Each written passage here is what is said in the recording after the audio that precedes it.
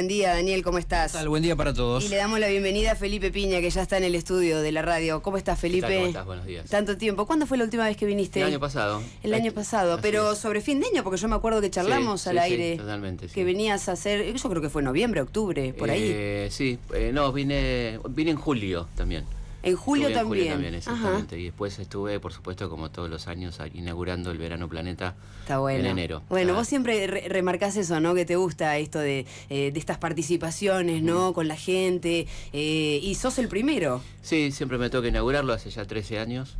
Y la verdad que es una responsabilidad, bueno, muy lindo. Es un ciclo que tiene características muy interesantes, ¿no? Primero porque Mar del Plata reúne gente de todo el país, por lo tanto te topás con lectores de todos lados. Además, bueno, para uno que escribe, que el lector es un ser imaginario, corporiza, en ese momento aparece la persona real y está buenísimo, ¿no? ¿Y es siempre distinto? ¿Esa corporización es siempre distinta? Sí, es distinta. A veces hay gente que se repite, que son fanáticos del ciclo, gente nueva. En mi caso tengo un público joven y público de todas las edades, ¿no? Pero tengo un público joven, público infantil que me sigue por mis historietas y que es un público divino, que muchos padres me cuentan que son traídos por sus hijos, lo cual está buenísimo. Está buenísimo. ¿Y cómo es el aporte de esos chicos? ¿Qué te dicen? Mirá, es distinto, obviamente, lo que te puede decir un niño a lo que te puede comentar una persona grande. De todo, inclusive me traen dibujitos, a veces algunos de ellos con mucho coraje participan haciendo preguntas, que hay que animarse entre 1000 personas a hacer una pregunta. Y está buenísimo, ¿vale? Que tiene una mirada que a mí siempre me gusta escucharlos, ¿no? Porque son miradas muy originales, la de los chicos, que no son muy escuchados por los adultos. Bueno, tu tema es la historia y me parece que está bueno esto de que los chicos sientan, ¿no? Todo ese tipo de atracción para con la historia, o por tus libros, o por las historietas, o por donde venga, que les penetre y que sepan, ¿no? Siempre uno, o por lo menos yo, ¿no? Que tengo hijos en edad escolar, hago esa mirada sobre lo que reciben en la escuela de toda la parte histórica, ¿no? Y a veces, te digo, deja como... Sí, todavía hay déficit. Bueno, la escuela atrasa un montón, ¿no? La escuela está atrasando mucho. Pensemos que tenemos chicos de 2 años que son alfabetos digitales y la escuela eso lo desprecia, ¿no? O por lo menos no lo toma en cuenta. Entonces hay un abismo muy grande entre lo que la escuela ofrece y lo que la realidad otorga, ¿no? Claro. Entonces creo yo que, fíjate vos que todavía hablamos de nuevas tecnologías cuando hablamos de la televisión, que tiene 70 años, ¿no? Entonces, evidentemente la escuela va muchos pasos atrás de lo que es la actualidad de un chico, y eso produce desfasajes y cuestiones de interés. Yo trabajo mucho en talleres con chicos, y el otro día estábamos trabajando Pokémon GO para ver el tema de la memoria, ¿no? Ahí hay 160 personajes con nombres japoneses que los pibes memorizan y conocen a partir de los 5 o 6 años. Y vos le preguntás por 9 personas que son los integrantes de la primera junta y no los conocen, ¿no? Claro. Si hay algo que está funcionando mal en cuanto a cómo manejamos el interés, la desperdicio de lo lúdico, que podría ser un elemento muy importante en la niñez. Fantástico, totalmente. Los medios audiovisuales, el teléfono, la tablet bien usada. Bueno, todas esas cosas que, digamos, que son bastante obvias, ¿no? Mantener ciertas estructuras, no sé si estructuras, contenidos de la educación obviamente, clásica, que al contrario, yo diría al contrario, sumar contenido. Por supuesto, incorporar. La visión equivocada de la gente que no entiende mucho de esto es que uno pretende quitar. No, se pueden sumar. Lo digital te permite sumar más contenidos, agregar contenidos audiovisuales, agregar montones de cosas que se podrían hacer, pero uno no admite mucha receptividad a estas cosas y lamentablemente vamos perdiendo el terreno, el camino en la educación, ¿no? Ahora, la pregunta es, y acá ya me meto casi en el libro, ¿no? En Manuel Belgrano, El hombre del Bicentenario. Porque a mí me pasó cuando lo leí, cada cosa que iba leyendo, mi pensamiento era, si el hombre ya pensaba así en aquel tiempo, y pasaron tantos años, ¿por qué ahora no? Es impresionante porque él habla de cosas que todavía no están cumplidas, como el acceso pleno de la mujer a los 3 niveles de enseñanza, que se cumplen, por suerte, desde no hace mucho tiempo. Y él, en ese momento que lo planteaba, la mujer no accedía casi en el primario, ¿no? Estaba totalmente marginada de la sociedad, de la educación. Habla de la igualdad absoluta entre el hombre y la mujer, cosa que es un artículo de 1795, donde nadie planteaba esto. Habla de la exclusión y la inclusión social. Vos fíjate que son términos de una modernidad absoluta. Lo dice en términos positivos, pero también advierte de los peligros de la exclusión social, ¿no? Que la gente quede fuera del sistema, los peligros que eso implica. Habla de la industria como motor de la economía nacional, Él dice que los países civilizados se cuidan de no exportar materia prima antes de transformarla localmente, ¿no? Y dice didácticamente, no exportemos cuero, exportemos zapatos. Esto escrito en 1796. Habla del cuidado del medio ambiente. Esa parte es impresionante. Sí, la ecología, digamos. Impresionante. Pionero de la ecología, cuando habla del problema de la contaminación de los ríos, el problema del talado de los bosques, que va a traer indefectiblemente... Y la respectiva sustitución de la vegetación que él propone cuando uno saca un árbol para fabricar, obviamente, cosas. Él propone una ley de una multa que si no se paga con cárcel, de 2 árboles por cada árbol talado. Plantar 2 árboles por cada árbol talado. Después habla de que ese talado de bosque va a provocar sin duda futura desertización e inundaciones, cosa que estamos viendo. La rotación de cultivo, el peligro grave del monocultivo, ¿no? Que acá no se daba en ese momento todavía, pero él lo advertía porque era un gran lector de todas las revistas de agricultura, de economía de la época. Y efectivamente es un tema que hoy tenemos gravísimo, ¿no? El monocultivo de la soja. Fíjate vos cuántos años, 200 años o más, advertía, proponía la rotación de cultivos, la variación de los cultivos, el mejoramiento de las razas lanares y ovinas. Bueno, se ocupó de todo porque tuvo tiempo, ¿no? Tuvo 16 años al frente a ese consulado, que era un organismo colonial, donde él escribe 16 memorias, que son miles de páginas, donde hay un programa de país. Que el que lo quiera tomar está a disposición, digamos, porque lo que te pasa con estas cosas es que te da una profunda admiración y te da un poco de bronca, porque la admiración por él, por supuesto, y bronca porque hay cosas que no se han hecho todavía. Como bien decías vos, pasaron más de 200 años y están pendientes cosas, ¿no? ¿Cuál es la curva de valoración de la figura de Belgrano? En su momento fue valorado nula, por sus pares. En su momento la curva sería una curva, en términos de los gráficos económicos, descendente completamente, un tipo sobrevalorado, subvalorado, absolutamente, y bueno, y eso lo engrandece más, porque fíjate que en la adversidad él seguía escribiendo, seguía pensando como pensaba, porfiadamente, si querés. Y yo creo que la curva ascendente es de los últimos años, ¿no? De los últimos 20 años, digamos. Hay un ascenso del valor de la figura de Belgrano, y por supuesto hay quienes entran en la estupidez de competir con San Martín, ¿viste? Las preguntas que te hacen si era mejor o peor que el ranking, que es una estupidez, pero sí, lo positivo de esta cuestión es que ha ascendido mucho en la consideración de la gente, que por lo menos se va enterando de que Belgrano no solamente creó la bandera, ¿no? No, totalmente de acuerdo, era un hombre instruido. A mí me pasó también eso, cuando en algunas partes del libro vos vas mechando, como se dice, con los documentos que él mismo fue escribiendo, me pasó también de darme cuenta de lo bonito del lenguaje. Sí, se escribía muy bien. Lo bonito de las palabras, lo apropiado de su escritura, ¿no? También eso como quedó ahí atrás en el tiempo. No, además el tipo que usaba mucho la ironía en su correspondencia con los poderes de turno, digamos, un uso de la ironía magistral, una persona muy leída y altamente inteligente, ¿no? Creo que era el gran cuadro de la revolución, ¿no? Lamentablemente no ejerció tareas de gobierno, sino que fue encomendado a misiones militares. Claro. Pero era el hombre más preparado para gobernar, porque había tenido 16 años de entrenamiento en la gestión pública, ¿no? ¿Y su vida personal con tantos hermanos, con su padre, que también pasó por un periodo complicado? Sí, tuvo una acusación de corrupción gravísima de la cual finalmente es declarado inocente, y fíjate qué curioso que él como abogado, su primera tarea es defender a su papá en las Cortes de España, y lo hace con tanta intensidad y con tanta inteligencia que empieza a ser considerado por la Corte, que era un indiano que estaba litigando contra la Corte, y la Corte algunos funcionarios de la Corte muy prominentes terminan viendo que este tipo era muy interesante y lo nombran como secretario del consulado.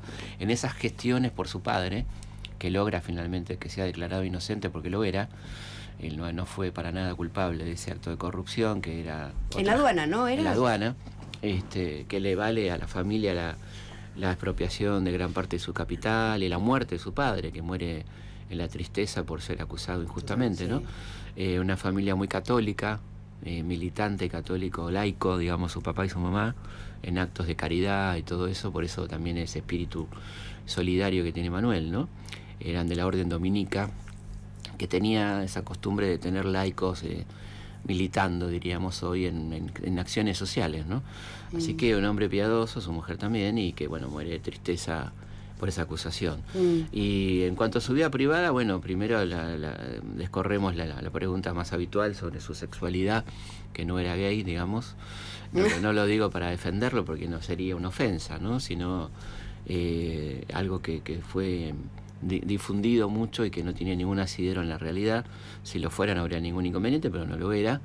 Y tuvo una vida no amorosa bastante activa, con mujeres muy pasionales, como el caso de María Josefa Ezcurra, que era la hermana de Encarnación, que fue un amor clandestino durante 8 años, hasta que el marido de esta mujer se va a España porque era un contrarrevolucionario. En el año 10 se va, alérgico a la revolución, y ella queda en disponibilidad, digamos, pero no se puede casar porque es una mujer abandonada y no existía el divorcio ni la disolución del vínculo.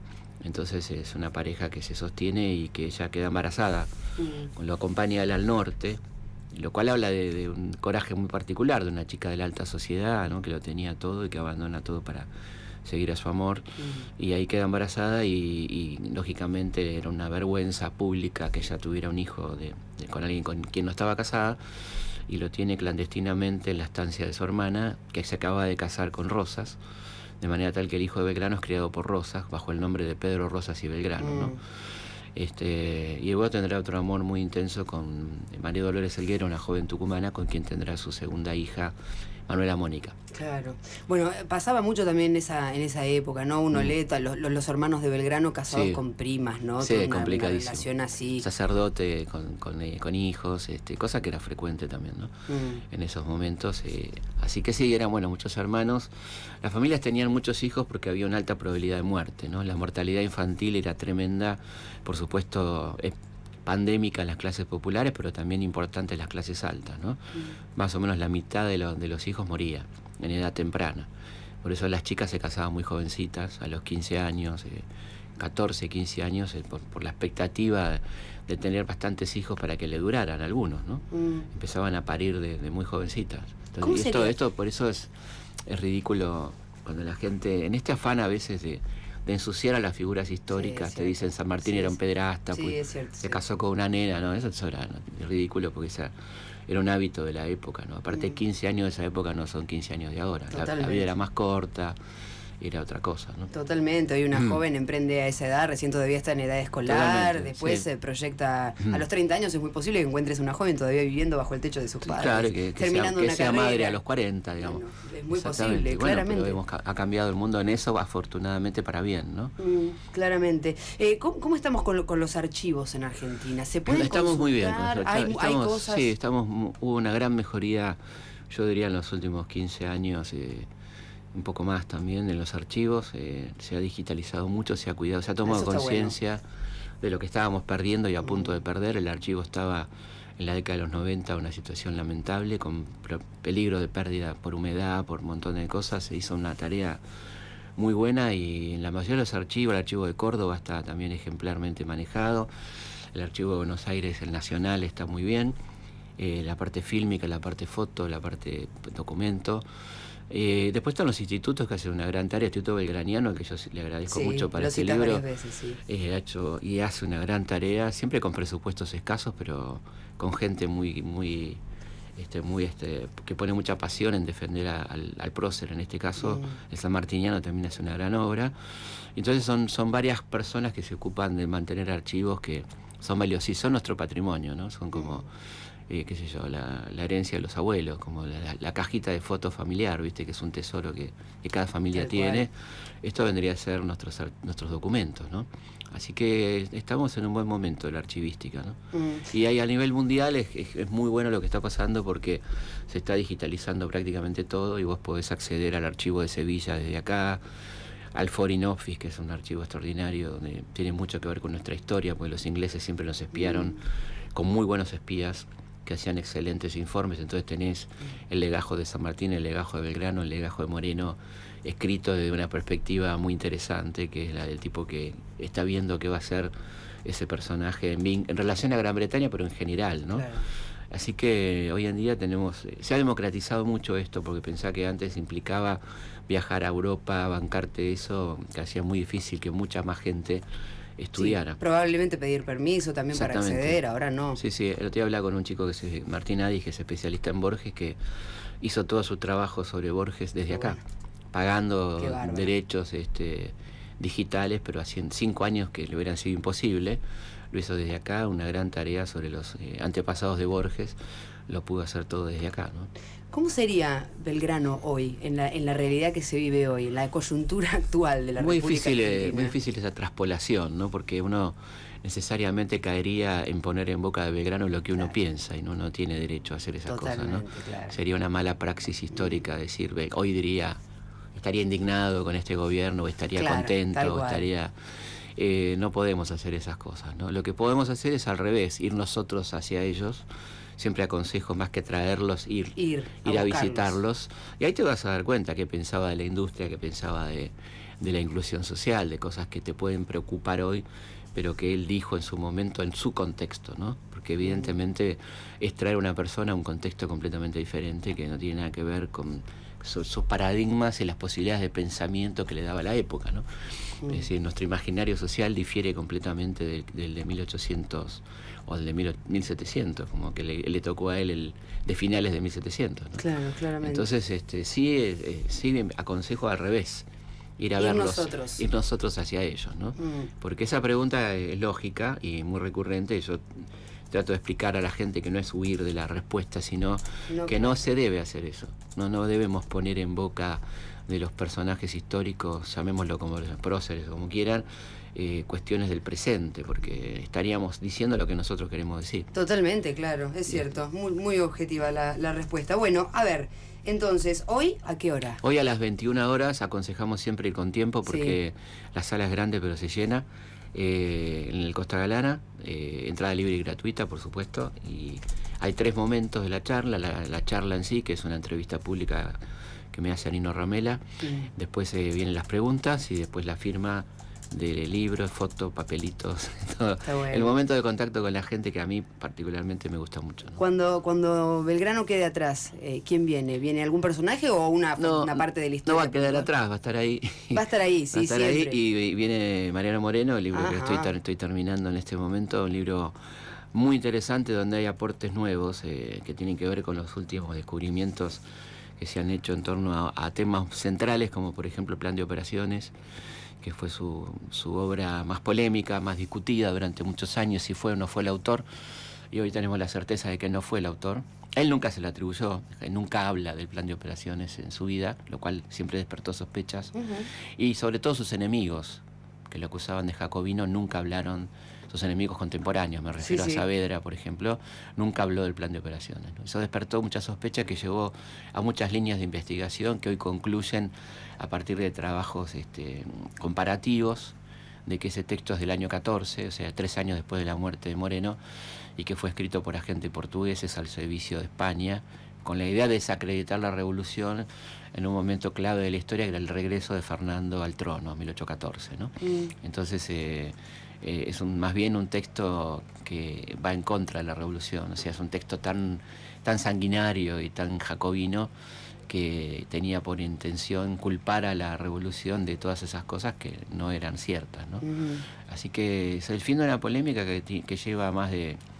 la polémica comienza en 1890, cuando se descubre el manuscrito, y está terminando más de un siglo después, ¿no? ¿Cómo combinas toda la agenda, Felipe? Ir a los lugares, tu tiempo para escribir, que obviamente requiere de una concentración, de buscar material. Creo que es la pasión, ¿no? La pasión que uno tiene por esto, y el agradecimiento a vivir de lo que a uno le gusta, que me parece que hay que honrarlo con trabajo, ¿no? Si tenés la suerte, a vos te debe pasar, de vivir de lo que a vos te gusta, hay que honrarlo con trabajo, ¿no? Totalmente, así tiene que ser. Y eso también se tiene que fomentar, desde las bases primordiales de la educación. Sí, que de ninguna manera va en contra de tener tiempo para uno, para la familia, si sabés administrarlo y si estás bien con difícil. Es difícil, pero si tenés claro prioridades, digamos, lo podés hacer, ¿no? Totalmente. Sin convertirte en un enfermito o un workaholic, se puede. Sí, y me parece que un poco eso es lo que le pasa hoy a la sociedad líquida, como decía Humberto Eco, ¿no? Y Bauman, que acaba de morir. Bueno, exactamente. Sí. Bueno, que estamos demasiado como, pero vos como los caballitos, ¿no? Pero fíjate qué contradicción interesante, ¿no? Si vos te pones a pensar, y le digo a la gente que te ponga la manito en el corazón, ¿cuánto tiempo dedica de su día a las redes y cuánto tiempo dedica de su día a sus hijos? Bueno, ¿no? Leí hace una semana un informe de un pedagogo, no recuerdo el nombre en este momento, pero era extranjero, que había hecho un estudio de varias familias y en total dice que los padres netos a los hijos, con la realidad actual que se vive hoy, 12 minutos y medio se le dedican de calidad. Que saquen la cuenta de cuánto le dedicaron el día a la red, ¿no? A la red de mirar el celular, está comprobado que se mira cada 3 minutos aproximadamente. No miran a los pibes cada 3 minutos, ¿no? ¿Y qué satisfacción te da la red en comparación a lo que te puede brindar un hijo? Digo, ¿no? Para tener en cuenta lo más valioso puede ser otras cosas, pero digo, ¿qué es más valioso que tu hijo? Totalmente. Y si no es lo más valioso, bueno, fíjate que revisa tu vida. Sí, no, algo anda mal. Y si no tenés hijos, revisar, claro, exacto, lo que decís vos, te estás perdiendo tu vos vida, el tiempo, la tuya. Claro, tu propia vida, ¿no? Tu propia vida por estar mirando la nada absoluta, que sí, te puede distraer, pero... Levantó la BBC un video de una madre a la que se le ahoga el hijo por estar mirando el celular. Tremendo. Sí. Tremendo ese video. Una mujer oriental era, me parece, ¿no? Sí, estaba en un hotel de 5 estrellas y estaba al lado de la pileta y la tipa por mirar el celular se le ahoga el pibe, ¿no? No, increíble, increíble. Así que bueno, estamos y volver a esto, ¿no? Al libro. Yo, ¿qué querés que te diga? No, yo respeto mucho los formatos. El libro papel es algo que no creo que muera, ¿no? Ojalá, es un objeto, es un objeto que no lleva pilas, ¿no? No, claro, te acompaña a cualquier lado. Está ahí. Puedes subrayar, marcar, es amigable. Puedes dedicarlo. Es cierto. Puedes poner tu cartita de amor, de afecto. Sí, yo siempre digo, se puede envolver, se le puede poner un moñito, lo entregás en la mano. Y lo otro está buenísimo porque podés tener en la tablet 10.000 libros. Sí. Está buenísimo. Pero a mí me parece que el libro papel es muy es otra cosa. Es más, yo siempre digo, no siempre es necesario ir hasta la librería y comprar el libro, sino que si vos tenés tu libro y ya lo leíste y ya lo tenés en tu cabeza atesorado, bueno, ¿por qué no pasarlo? Obviamente. Que vaya a otra persona, ¿no? Si no, también pasa eso, que también forma parte de la sociedad, nos vamos llenando de cosas, ya sabes que hay libros que no vas a volver a leer. Claro, regálalo, es lo mejor que puedes hacer. Lo mejor que puedes hacer. Felipe, bueno, muchas gracias por haber venido, como siempre, a la radio, ya hace mucho tiempo que lo haces, y bueno, mucha suerte esta noche. Muchas gracias. Repetime la hora. A las 21 horas en el Costa Galana, entrada libre y gratuita, vengan con tiempo. Ahí está. Bueno.